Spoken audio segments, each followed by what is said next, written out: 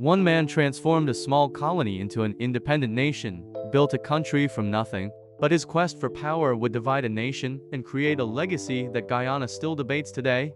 Forbes Burnham stands as one of the most complex and controversial figures in Caribbean history. A man whose brilliance and charisma lifted Guyana to independence, but whose authoritarian tendencies created deep wounds that remain and healed decades after his death.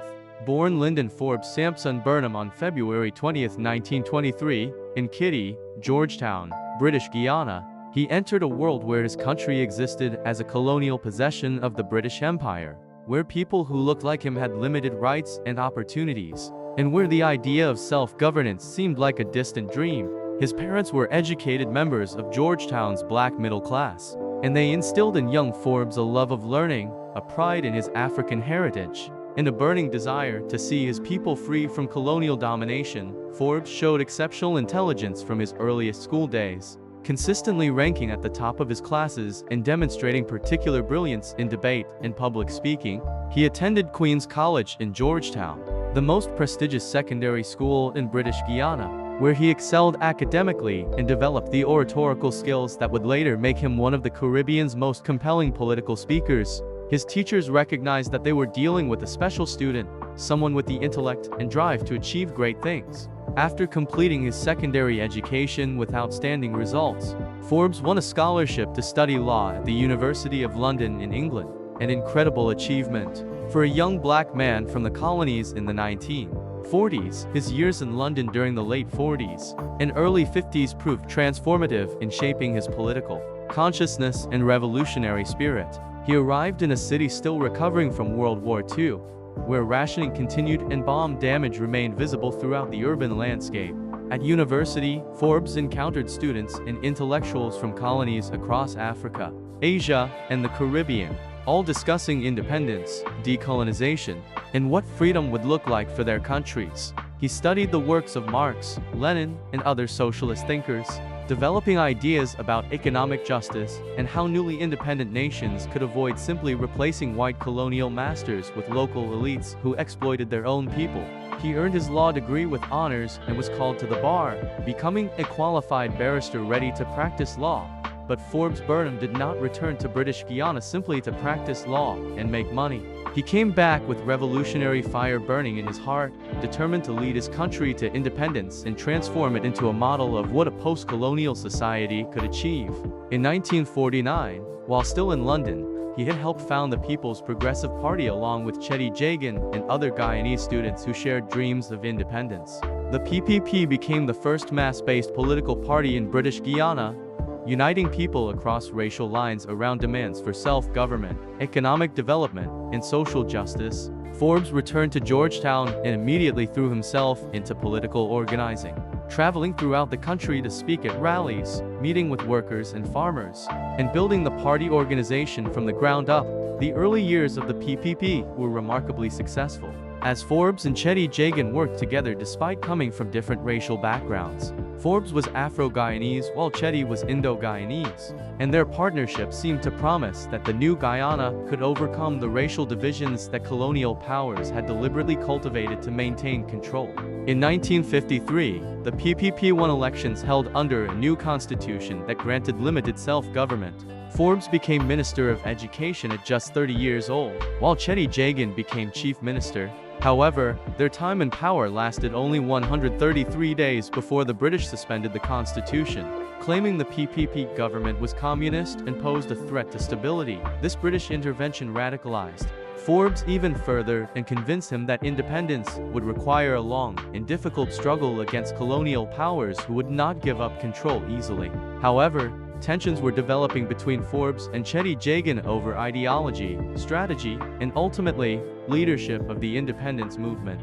By 1955, these tensions erupted into an open split, with Forbes breaking away to form his own party, the People's National Congress. This split had devastating consequences for Guyana because it largely fell along racial lines, with the PNC attracting primarily Afro-Guyanese support while the PPP retained its base among Indo-Guyanese voters.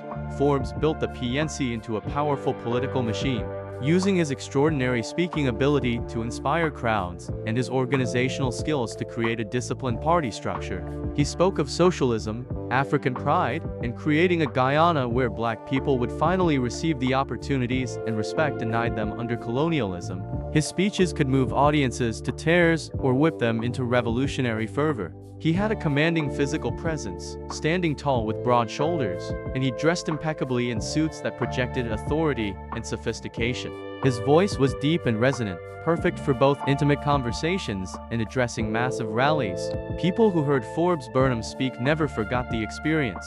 Throughout the late 50s and early 60s, Forbes led the PNC in fierce competition with Cheddi Jagan's PPP for control of British Guyana's future.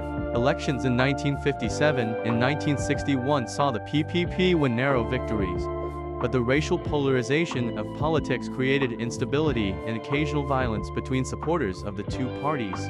Forbes argued that Jagan's openly Marxist ideology and close relationship with communist countries made him unsuitable to lead Guyana to independence, as Western powers, particularly the United States, would never accept a communist government in South America. The Americans and British feared another Cuba emerging in the region and actively worked to prevent Jagan from remaining in power. In 1964, under a new electoral system designed to prevent the PPP from winning outright, Forbes Burnham's PNC formed a coalition government with a smaller party, finally giving him control of the government. He became prime minister and began preparing the country for independence, which was finally granted on May 26, 1966. This was the moment Forbes had worked toward for nearly 20 years, the day when Guyana would stand as a free and independent nation. At midnight on that historic day, the British flag was lowered and the new Guyanese flag was raised as thousands celebrated in the streets of Georgetown. Forbes Burnham stood at the pinnacle of power, prime minister of the newest nation in the world.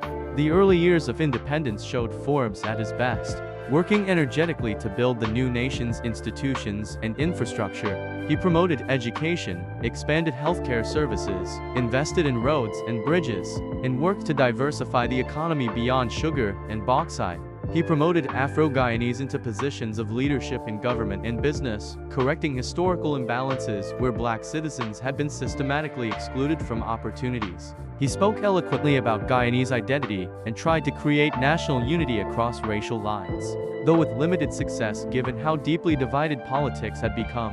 However, as the years passed, Forbes Burnham became increasingly authoritarian and unwilling to relinquish power. Elections in 1968 and subsequent years were marred by widespread fraud and manipulation, with the PNC using its control of government machinery to ensure victory regardless of how people actually voted. Opposition parties and independent observers documented countless irregularities, but Forbes dismissed all criticism and maintained that his victories were legitimate expressions of popular support. He changed the constitution to increase his own powers, transforming Guyana from a parliamentary system to an executive presidency with himself as president starting in 1980. Forbes also moved Guyana toward what he called cooperative socialism, nationalizing major industries and claiming this would benefit ordinary Guyanese rather than foreign corporations. The government took control of the bauxite industry, sugar estates, and other major economic assets. While this was presented as economic liberation, in practice it often meant replacing efficient private management with political appointees who lacked expertise and ran enterprises into the ground.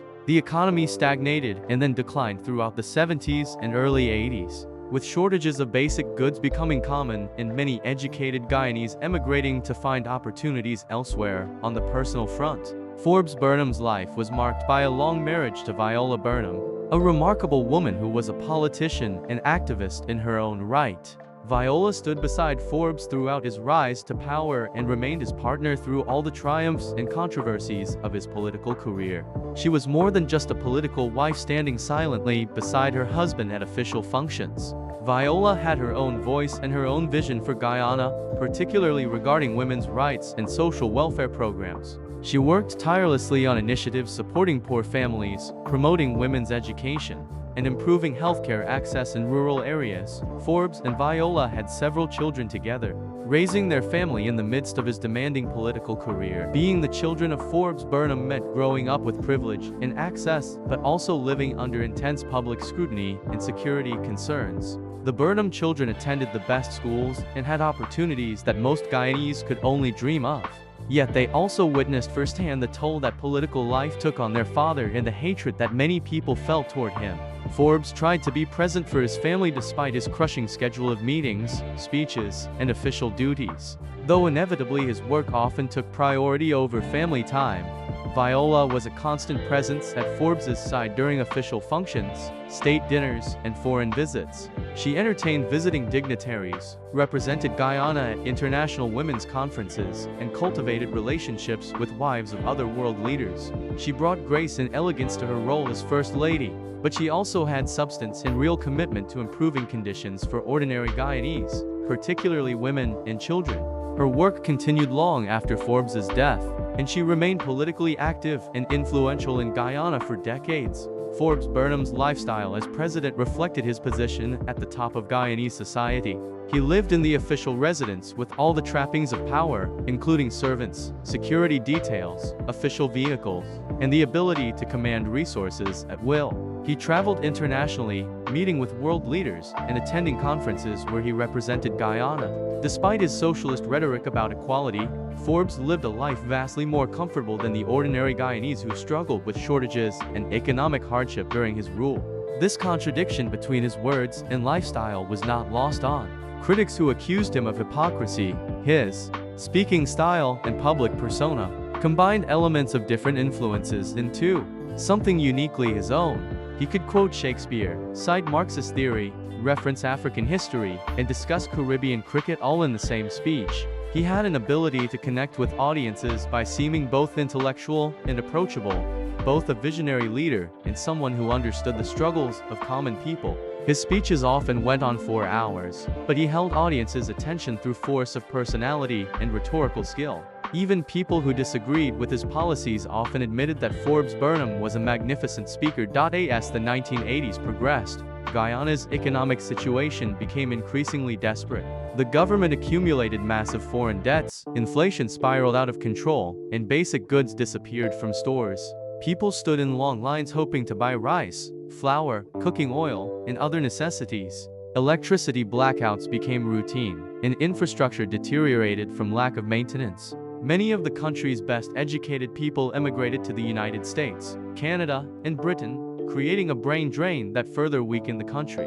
Opposition to Forbes's rule intensified, with critics becoming bolder in condemning the economic mismanagement and political repression. Forbes responded to criticism by tightening his grip on power even further. He restricted press freedom, harassed opposition parties, and created a climate of fear where people were afraid to openly criticize the government. The security forces loyal to him suppressed protests and intimidated opposition supporters.